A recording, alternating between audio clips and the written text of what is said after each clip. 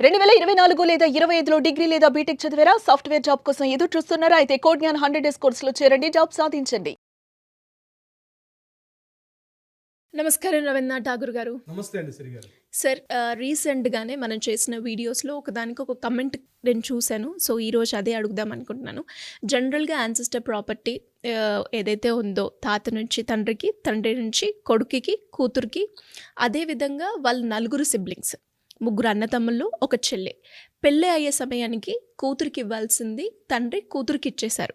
And ఈ మధ్య కాలంలో మనం చూస్తే కూతురికి కూడా హక్కు ఉంటుంది అన్న వార్తలిని ఆ అమ్మాయి పెళ్ళైన తర్వాత 4 సంవత్సరాలకి మళ్ళీ నాకు ఆస్తిలో భాగం ఉంది, నాకు కావాలి అని ఫైట్ చేయడానికి రెడీ అవుతుంది, ఫైట్ చేస్తాను అని కూడా అంటుందంట.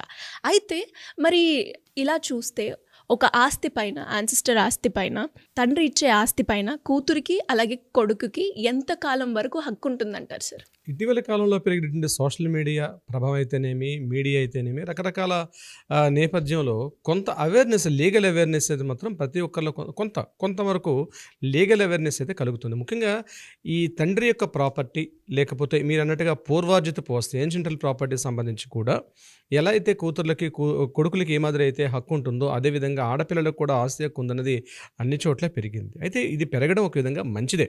ప్రతి ఒక్కరికి లీగల్ అవేర్నెస్ అనేది కావాలి. అయితే ఈ లీగల్ అవేర్నెస్లో భాగంగా దాన్ని పూర్తిగా సరిగ్గా అవగాహన చేసుకోకపోవడం వల్ల కొత్త సమస్యలు కోర్టు ముంగటికి ఈరోజు కొన్ని వందల ఫైల్స్ అన్న ఈరోజు పెండింగ్లో ఉండిపోవడానికి కూడా కారణం అవుతుంది. అంటే సరైనటువంటి అవగాహన లేకపోవడం, మాకు తెలిసిన నాలెడ్జ్ కరెక్ట్ అనుకోవడం. ఒక విధంగా ఈ లీగల్ అవేర్నెస్ పెరగడం మాత్రం కొంతవరకు మన యాక్సెప్టెన్స్ ఇస్తున్నాయి. అయితే నేను బేసిక్ కొంత నాలెడ్జ్ ఇస్తాను. ముఖ్యంగా ఈ వారసత్వపు ఆస్తి యొక్క చట్టాలు ఎలా ఉంటాయి అనే విషయం మీద. ముందుగా మనకి స్వాతంత్రం వచ్చిన తర్వాత 1948 నేను కొంత బేసిక్ ఇస్తాను. దీని తర్వాత మీరు అడిగిన ప్రశ్నలోకి వస్తాను. ముందుగా 1947లో మనకి స్వాతంత్రం వచ్చిన తర్వాత 1956లో మనకి హిందూ వారసత్వపు హక్కు చట్టం అనేది ఒకటి ఏర్పడడం జరిగింది. అంటే దీంట్లో ఏం చేశారంటే సెక్షన్ 29 ప్రకారం ఆయా రాష్ట్రాలకు పూర్తిగా దీని మీద అజమాయిషిస్తూ ఆయా రాష్ట్రాలు కూడా ప్రత్యేక చట్టాలు చేసుకోవచ్చు అని చెప్పి ఇవ్వడం కూడా జరిగింది. సెంట్రల్ యాక్ట్ 1956 హిందూ వారసత్వపు ఆస్తి హక్కు చట్టం ఉండేది. ఇందులో భాగంగా 1986 వరకు అక్కడ ఓన్లీ మనకి కొడుకులకు మాత్రమే యొక్క పూర్వార్జితం యొక్క ఆస్తి ఏదైతే ఉందో దాని మీద కొడుకులకు మాత్రమే ఆస్తి హక్కు ఉండేది, కూతుళ్ళకు మాత్రం ఎటువంటి ఆస్తి హక్కు ఉండేది, ఆడపిల్లలకి ఎటువంటి కూడా ఆస్తి హక్కు ఉండేది. కానీ మొట్టమొదటిగా భారతదేశంలో ఆంధ్రప్రదేశ్, ఇప్పుడున్నటువంటి తెలంగాణ, ఆంధ్ర కాకుండా సమైక్య ఆంధ్రప్రదేశ్, ఉమ్మడి ఆంధ్రప్రదేశ్ ఉన్న టైంలో 1986 ఆ ప్రాంతంలో ఒక చట్టం రూపకల్పన చేశారు ఆనాటి పాలకులు. అందులో భాగంగా 1986 సెప్టెంబర్ 5న ఒక చట్టం రూపకల్పన చేశారు. అందులో భాగంగా చెప్పిన విషయం ఏంటంటే ఆడపిల్లలకు ఆస్తి హక్కు చట్టం ఉంటుంది. కొడుకులకి ఎట్లయితే ఆస్తి హక్కు ఉంటుందో అదేవిధంగా కూతుర్లకు కూడా, ఆడపిల్లలకు కూడా పూర్తిగా ఆస్తి హక్కు ఉంటుంది అని వారసత్వ హక్కు చట్టంలో ఒక సవరణ చేయడం జరిగింది. అందులో సవరణ చేసిన తర్వాత పూర్తిగా అప్పటి నుంచి కూడా ఉంది. అయితే అక్కడ విషయం ఏంటంటే ఇప్పుడు ఈ ఆడపిల్లల హక్కు అన్నది ఎప్పటి నుంచి వస్తుంది అంటే 1986లో ఫామ్ అయింది కాబట్టి 1986 నుంచి వస్తుందా లేకపోతే 1956 నుంచి వస్తుందా అది కొంత సమాచారం ఉంది క్లియర్గా లేకపోయినప్పుడు కూడా కొంత ఇన్ఫర్మేషన్ ఇచ్చారు. ఏంటంటే ఆ రోజు చట్టం ఎప్పుడైతే చేశారో ఆ చట్టం ఏర్పడేటువంటి సెప్టెంబర్ 5, 1986 నుంచి తర్వాత వచ్చినటువంటి ఆడపిల్లలకు మాత్రం ఈ ఆస్తి హక్కు వర్తిస్తుంది అని చెప్పి చట్టం యొక్క రూపకల్పన చేశారు. తర్వాత దీన్ని అనుసరిస్తూ పక్కనే తమిళనాడు ప్రభుత్వం, మద్రాసు ప్రభుత్వం అయితేనేమి, పక్కనే కర్ణాటక స్టేటు, అదేవిధంగా మహారాష్ట్ర, ఏ రాష్ట్రాలు కూడా దీనికి అనుగుణంగా ఆంధ్రప్రదేశ్ ఇచ్చినటువంటి చట్టాలకు అనుగుణంగా వాళ్ళు కూడా రూపకల్పన చేశారు. వీటన్నిటికీ కాకుండా సెంట్రల్ గవర్నమెంట్ ఏం చేశారంటే ఇట్లా ఒక్కొక్క రాష్ట్రానికి ఒక హక్కు కాకుండా ఇది అంతవరకు బాగుందని ఆలోచించి సెంట్రల్ గవర్నమెంట్ రీసెంట్గా 2005 సెప్టెంబర్ 9వ తారీఖు నాడు 9/9/2005 యాక్ట్ అంటారు దీన్ని యాక్చువల్గా. అప్పుడు సెంట్రల్ గవర్నమెంట్ ఒక యాక్ట్ చేశారు. ఈ యొక్క చట్టం ప్రకారం ఏం చెప్తారంటే భారతదేశ వ్యాప్తంగా ఉన్నటువంటి అన్ని రాష్ట్రాల్లో ఉన్నటువంటి ఆడపిల్లలకు ఎట్లా పూర్తిగా హక్కులు అయితే ఉంటుంది, ఆడపిల్లలకు ఆస్తి హక్కు చట్టం ఉంటుంది అని చెప్పడం జరిగింది. ఆ చెప్తూ చట్టం చెప్పడం ఒకటి, దాంట్లో సెక్షన్ 29, 29A, 29B, 29Cలో రకరకాలుగా డీటెయిల్స్ కూడా ఇవ్వడం జరిగింది. ఈ చట్టాన్ని రూపకల్పన చేసిన తర్వాత అప్పుడు ఆ చట్టంలో ఏం చెప్పారంటే 2005 నుంచి వచ్చినటువంటి ఆడపిల్లలకి ఈ ఆస్తి హక్కు అలానే వర్తిస్తుందని చెప్పి, అదేవిధంగా ఆయా రాష్ట్ర ప్రభుత్వాలు ఏవైతే చేసుకున్నారో, ఉదాహరణకి మన రాష్ట్ర ప్రభుత్వం అప్పుడు ఉమ్మడి ఆంధ్రప్రదేశ్ ఏదైతే చేశారో 1986 యాక్ట్ ప్రకారం కూడా ఈ చట్టం వర్తిస్తుంది అని ఒక యాక్ట్ అయితే తీసుకొని రావడం జరిగింది. దీన్ని రెప్రో యాక్టివ్ అంటారు, రెప్రో ప్రాస్పెక్టివ్ అంటారు. అంటే రెప్రో యాక్టివ్ అంటే చట్టం ఎప్పుడైతే ఏర్పాటు చేశారో చట్టం ఏర్పాటు చేసిన నుంచి అమల్లోకి వచ్చిందని రెప్రో యాక్టివ్ అంటారు. దీన్ని యాక్చువల్గా ఉండేది. దీని మీద తర్వాత 2005 తర్వాత కూడా మహారాష్ట్ర ప్రభుత్వం మొట్టమొదటిగా ఇది రెప్రో యాక్టివ్ అంటే 2005 నుంచి మాత్రమే ఈ చట్టం వర్తిస్తుందని చెప్పి ఒక కేసులో చెప్పడం జరిగింది. తర్వాత రీసెంట్గా ఢిల్లీ ప్రభుత్వం ఏం చేశారంటే ఇది రెప్రో యాక్టివ్ కాదు, ఇది రెప్రో ప్రాస్పెక్టివ్ అని చెప్పి, అంటే ఢిల్లీ హైకోర్టు వినీత్ శర్మ అనే కేసులో ఏం చెప్పారంటే ఇది కేవలం 2005 నుంచి వచ్చినటువంటి యాక్టివ్ అమ్మాయిలకు మాత్రమే కాదు, పూర్తిగా 1956 నుంచి కూడా ఈ చట్టం మొట్టమొదటిగా ఏర్పాటైంది కాబట్టి, వారసత్వ హక్కు చట్టం ఏర్పడింది కాబట్టి, 1956 నుంచి ఈ చట్టం అమల్లోకి వస్తుంది కాబట్టి 56 నుంచి చేసుకున్నటువంటి మ్యారేజెస్ అన్ని కూడా వర్తిస్తాయి. అప్పటి నుంచి ఆడపిల్లల యొక్క ఆస్తి హక్కు వర్తిస్తుంది అని చెప్పడం జరిగింది. సో ఇది 3 పార్ట్స్ గుర్తుపెట్టుకోండి. ఒకటి ఏంటంటే 1956 వారసత్వ హక్కు చట్టం, 86లో ఏర్పాటు చేసినటువంటి ఉమ్మడి ఆంధ్రప్రదేశ్ యాక్ట్, అదేవిధంగా రీసెంట్గా సెంట్రల్ గవర్నమెంట్ చేసినటువంటి 2005 యాక్ట్. ఇది 3 పార్ట్స్గా ఉంది. కన్ఫ్యూజ్ అవ్వకుండా 3 పార్ట్స్గా చూసుకోవచ్చు. తర్వాత ఇప్పుడు కొత్త విషయం ఏం జరిగిందంటే, ఎప్పుడైతే 1956 నుంచి కూడా ఈ యాక్ట్ అమల్లోకి వస్తుంది అని చెప్పారో అప్పటి నుంచి కోర్టులో దీని మీద కొంత డిస్కషన్ స్టార్ట్ అయ్యాయి. అంటే ప్రతి ఒక్క ఆడపిల్ల కూడా ఎప్పుడో పెళ్ళి అయిపోయింది, ఒక 30 years బ్యాక్ మ్యారేజ్ అయిపోయింది, 40 years బ్యాక్ అయిపోయింది, మనవలు వచ్చేసారు, మ్యారేజ్ అయిపోయి 12, 13 ఏళ్ళ తర్వాత, 30 ఏళ్ళ తర్వాత కూడా ఇంకా నాకు మా నాన్నగారి ప్రాపర్టీలో, నాకు పూర్వాజితపు ఆస్తిలో, నాకు ముఖ్యంగా ఈ మీరు చెప్పినట్టు ఏన్షియంట్ ప్రాపర్టీ నాకు కూడా ఆస్తి హక్కు ఉందని చెప్పి ప్రతి కోర్టులో కూడా కోర్టుల యొక్క పెండింగ్ ఫైల్స్ అని విపరీతంగా పెరిగిపోయాయి. దీని మీద మన చట్టసభలు కానీ న్యాయస్థానాలు కానీ ఉన్నటువంటి, అంటే లా కమిషన్స్ ఎన్నో రకాల గైడ్లైన్స్ ఇచ్చినప్పటికీ కూడా ఆ గైడ్లైన్స్ కమిషన్స్ పరిగణలో తీసుకోకుండా ఒక యాక్ట్ చేసేసారు. దానివల్ల రకరకాలుగా దీని మీద న్యాయ సంప్రదింపులు ప్రతి కోర్టులో కూడా రకరకాలుగా కేసులు అయితే వేయడం జరిగింది. అయితే దీనివల్ల ఒక ప్రమాదం కూడా జరిగింది. ఏంటంటే ముఖ్యంగా ఒకప్పుడు ఆడపిల్లలకు పెళ్ళై తన అత్తవారింటికి వెళ్ళిపోయిన తర్వాత, భార్యతో పిల్లలతో వెళ్ళిపోయిన తర్వాత కూడా కొంత సత్సంబంధాలు ఉండేవి. అంటే ముఖ్యంగా అన్నదమ్ములతోటి వాళ్ళతో ఒక సత్సంబంధాలు, రిలేషన్షిప్స్ ఉండేవి. కానీ ఎప్పుడైతే ముఖ్యంగా ఈ డబ్బు, అదేవిధంగా ఈ ప్రాపర్టీస్, ఆస్తి అన్న విషయం మీద ఎప్పుడు వచ్చింది, ఆస్తి అంటే కూడా 2 రకాలు వస్తుంది. ఒకటి స్థిరాస్తులు, 2 చరాస్తులు. అంటే స్థిరాస్తులు అంటే ల్యాండ్స్, అసెట్స్, ఇటువంటి స్థిరాస్తుల కిందకు వస్తాయి. చరాస్తులు అంటే ముఖ్యంగా మ్యూచువల్ ఫండ్స్ కానీ, డిబెంచర్స్ కానీ, బంగారము, గోల్డ్, డబ్బు, ఇవన్నీ కూడా చరాస్తుల కిందకు వస్తాయి. ఈ 2 విషయాల్లో కూడా ఈ వారసత్వ హక్కు చట్టం వచ్చిన తర్వాత ఏమైందంటే అంతవరకు ఉన్నటువంటి మానవతా సంబంధాలు, హ్యూమానిటీ వాల్యూస్, మానవతా సంబంధాలు కూడా కనుమరుగిపోయి, అప్పుడప్పుడు అడపాదడపైన తన అన్నగారింటికో లేకపోతే తన చెల్లినింటికో అక్కగింటికి వెళ్ళి వస్తున్నటువంటి ఈనాటి మన ఆడపిల్లలు కూడా ఈ రకంగా ఈ ఆస్తి హక్కు ఎప్పుడైతే రావడంతో ఈ ఆస్తి హక్కుల వల్ల ఏం జరిగిందంటే వాళ్ళ మధ్య సత్సంబంధాలు కూడా తొలగిపోయే పరిస్థితి వచ్చింది. ఈరోజు చాలా వరకు రిలేషన్స్ చాలా వరకు స్పాయిల్ అవుతున్నాయి. అంటే సరైనటువంటి అవగాహన లేమి వల్ల. అయితే ఇక్కడ చట్టాలు ఏం చెప్తున్నాయి అంటే, ఇప్పుడు తండ్రి యొక్క ఆస్తి ప్రాపర్టీకి వచ్చేసింది. అంటే ఒక తండ్రి, అంటే పూర్వార్జిత ఆస్తి వచ్చింది. పూర్వార్జిత ఆస్తి తల్లి అప్పుడు ఉన్నటువంటి, ఫర్ ఎగ్జాంపుల్ ఒక 10 ఎకరాల పొలం ఉంది. 10 ఎకరాల్లో 2 అబ్బాయిలు, 1 అమ్మాయి, 3 అబ్బాయిలు ఉన్నారు అనుకోండి. దాని తగ్గట్టుగా ఆస్తి వాళ్ళు షేర్ చేసుకుంటూ వెళ్ళిపోయారు. ఎవరి తగ్గట్టుగా వాళ్ళు పార్టిషన్స్ అయిపోయిన తర్వాత అందులో ఒక కొడుకు యొక్క పిల్లలు, ఈ పిల్లలు ఈ పార్టిషన్ చేసుకునే సమయానికి చిన్నపిల్లలుగా ఉన్నారు. చూడండి, వాటా ఆస్తి పంపకాలు జరిగేటప్పటికి మాత్రం అందరూ కూడా చిన్నపిల్లలుగా ఉన్నారు. ఇప్పుడు ఏమైపోయింది, తండ్రి మరణం చేశాడు, పిల్లలు పెద్దవాళ్ళు అయిపోయారు, పెళ్ళిళ్ళు అయిపోయి వాళ్ళు మరలా వచ్చేసరికి ఇప్పుడు ఏం చేస్తున్నారు, అడుగు ఆ రోజు మా అమ్మ సంతకం పెట్టలేదు, ఆ రోజు నేను సంతకం పెట్టలేదు కాబట్టి అందులో కూడా నాకు హక్కు ఉందని చెప్పడం జరుగుతుంది. ఇక్కడ లీగల్గా గుర్తుపెట్టుకోవాల్సింది, ఇక్కడ సమస్య ఇక్కడే ఉత్పన్నం అవుతుంది. ఉదాహరణకి మనం ఏదైనా ఒక ప్రాపర్టీ కొనుక్కోవడానికి వెళ్ళాం అనుకోండి, ఏదో ఒక ప్రాపర్టీ కొనుక్కోవడానికి వెళ్ళాం. కొనుక్కునేటప్పుడు ఏం తెలుస్తుంది, మనం జనరల్గా మన ఎన్కంబరెన్స్ చూస్తాం, ఈసీ సర్టిఫికేట్ చూస్తాం. ఈసీలో మనకి 30 years ఎన్కంబరెన్స్ చూస్తామనంటే 30 ఏళ్ల పాటు ఆ యొక్క ప్రాపర్టీ మీద ఎటువంటి వివాదాలు కానీ, ఎటువంటి ప్రాబ్లమ్స్ కానీ, ఆస్తులు, తనఖాలు ఇటువంటి ఏమీ లేకుండా ప్రాపర్టీని చూసుకొని ప్రాపర్టీ కొనుక్కుంటాం. ఇక్కడ 2 రకాల విషయాలు. ఇప్పుడు స్వార్జితమైన ప్రాపర్టీ, తన సెల్ఫ్ గెయిన్ ప్రాపర్టీ అనుకోండి. సెల్ఫ్ గెయిన్ ప్రాపర్టీ అనుకునేటప్పుడు ఎటువంటి వివాదాలు లేవు. అతను తన ప్రాపర్టీని కొనుక్కున్నాడు, తన ప్రాపర్టీ ఎవరికైనా ఇచ్చుకోవచ్చు. పిల్లలకి హక్కు, ఇక్కడ గుర్తుపెట్టుకుని, ఆడపిల్లలకి తండ్రి యొక్క ప్రాపర్టీలో హక్కు అనేది లేదు. ఎందుకు, అతను స్వార్జిత యొక్క ప్రాపర్టీలో హక్కు ఉండదు.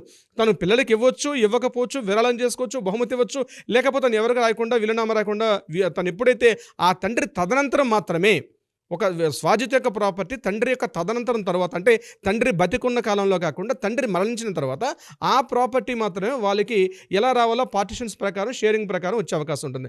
అందులో ఒకవేళ ఆ చనిపోయిన వ్యక్తి తాలూకా తల్లిదండ్రులు అనుకోండి, వాళ్ళకు కూడా అందులో హక్కు ఉంటుంది. తల్లిదండ్రులు కూడా అతను మరణించిన తర్వాత స్వాజిత యొక్క ప్రాపర్టీ. కానీ ఏన్షియంట్ ప్రాపర్టీలో ఎప్పుడో జరిగిపోయింది, తండ్రి ఉన్నప్పుడే జరిగిపోయింది. ఆ వాటాల భాగపంపకాలు అయిపోయినాయి.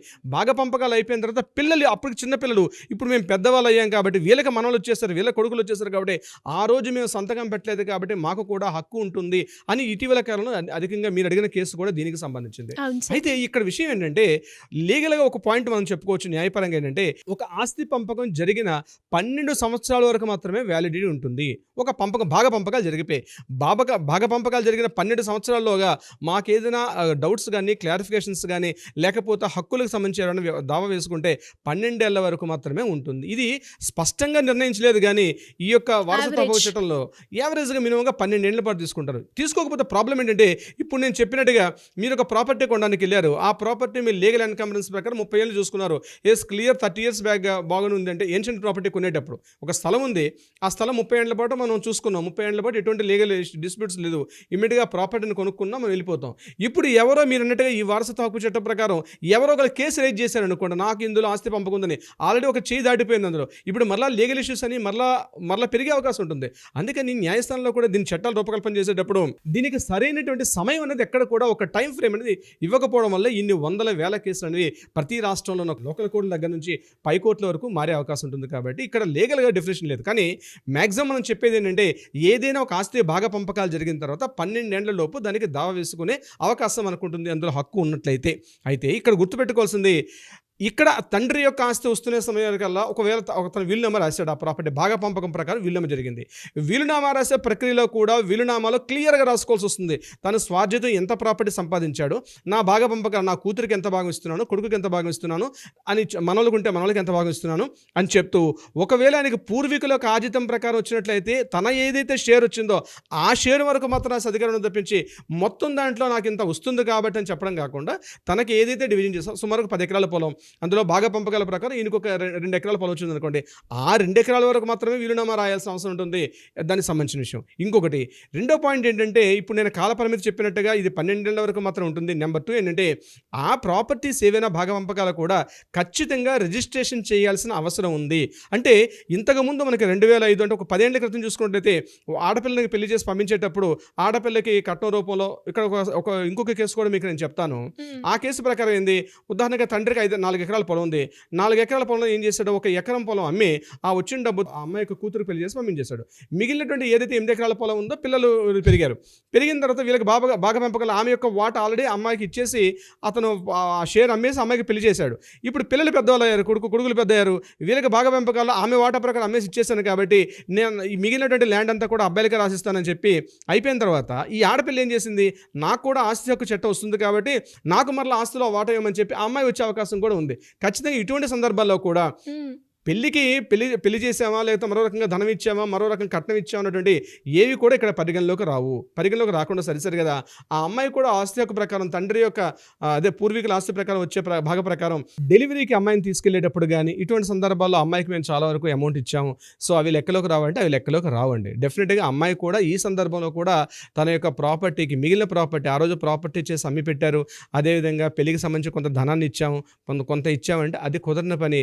ప్రాపర్టీ ఏదైతే ఉందో డెఫినెట్గా ఆ పూర్వార్జితమైన ఆస్తి ఏదైతే ఉందో తప్పనిసరిగా అమ్మాయి కూడా ఆస్తి హక్కు అయితే ఉంటుంది. అయితే టైం లిమిటేషన్ మాత్రం అక్కడ వరకే పెట్టారు. కానీ నేనేమంటానంటే నా వ్యక్తిగత అభిప్రాయం, ఈ ఏవైతే ఇప్పుడు చట్టాలు ఉన్నాయో 2005 వచ్చిన యాక్ట్ కావచ్చు, ఢిల్లీ హైకోర్టు ఇచ్చిన తీర్పు కావచ్చు, అదేవిధంగా బాంబే హైకోర్టు ఇచ్చిన తీర్పులు ఇవన్నీ కాకుండా ఒక కూలంకుషమైన ఆస్తి యొక్క అమ్మాయికి ఇప్పటివరకు రాస్తుంటే తండ్రి ఎలా భాగ పంపకాలు చేసుకోవాలని విషయం మీదే మన యాక్ట్లు చెప్తున్నది తప్పించి ఇప్పుడు ఆడపిల్లలు కూడా ఈరోజు సంపాదించుకుంటున్నారు, అమ్మాయిలు కూడా ఈరోజు తన సొంత ప్రాపర్టీ సంపాదించుకుంటున్నారు, ఈరోజు జాబులు చేసుకుంటున్నారు, ఉద్యోగాలు అన్ని రకాలుగా కూడా అమ్మాయిలు వచ్చారు. కాబట్టి ఇమ్మీడియట్గా ఆడపిల్లలు కూడా తమ ఆస్తి హక్కును ఏ రకంగా భాగ పంపకాలు చేసుకోవాలి అనే విషయంలో కూడా కోర్టులు ఈరోజు కొంత ఆలోచించి దానికి కూడా ఒక చట్టసభల ద్వారా దాన్ని తీసుకొని రాగలిగితే రాబోయే కాలంలో ఒక మంచి భవిష్యత్తు నిర్మాణం చేసుకోవచ్చు. ముఖ్యంగా ఈ ఆస్తి గొడవలు, ఆస్తి పంపకాలు, భాగ పంపకాల విషయంలో మాత్రం క్లారిటీ ఉండే అవకాశం ఉంటుంది. కేవలం ఇప్పటివరకు తండ్రి యొక్క ప్రాపర్టీ మీద భాగ పంపకాలు జరుగుతుంది తప్పించి ఈరోజు ముందు దూరదృష్టితో ఆలోచించి ఇప్పుడు ఎట్లయితే